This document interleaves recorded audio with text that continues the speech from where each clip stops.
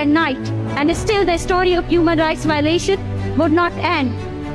In short, Balochistan is currently one of the last world regions for human rights violation, yet the reality remains hidden from the world. I urge all of you to raise your voices against the atrocities happening to us. Your one voice can save our lives.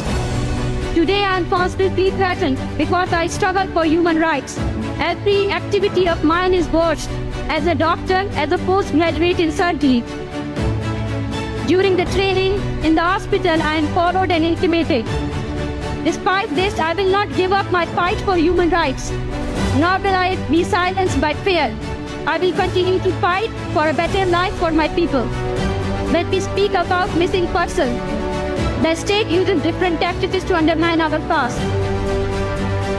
Back in Balochistan, the media bombard us about questions that why people are being killed in Balochistan. And we are not spared even in this international platform.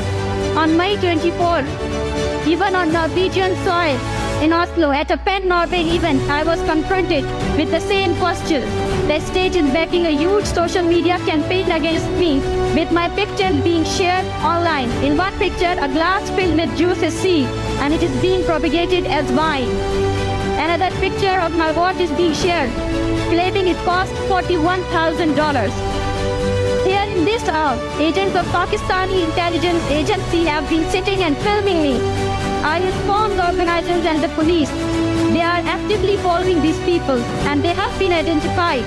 But Norway, being an ally of Pakistan and an advocate of human rights, has a responsibility to not only speak about human rights abuses in Pakistan, but also to wake up to how openly people backed by the Pakistani embassy in Oslo are roaming here, filming and taking my pictures.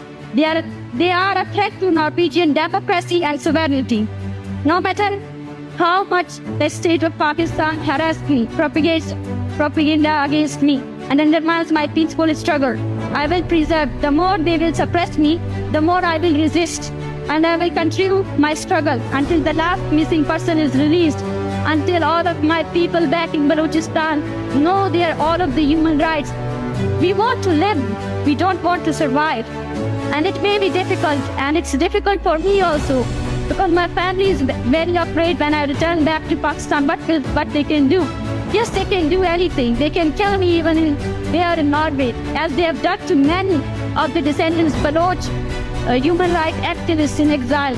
But they cannot silence this. I know, as well as there is a history of suppression, there is a history of resistance also.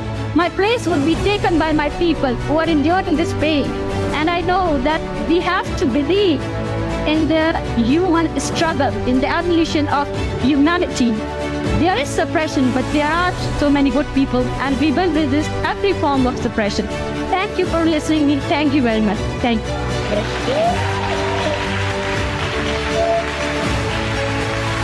Well,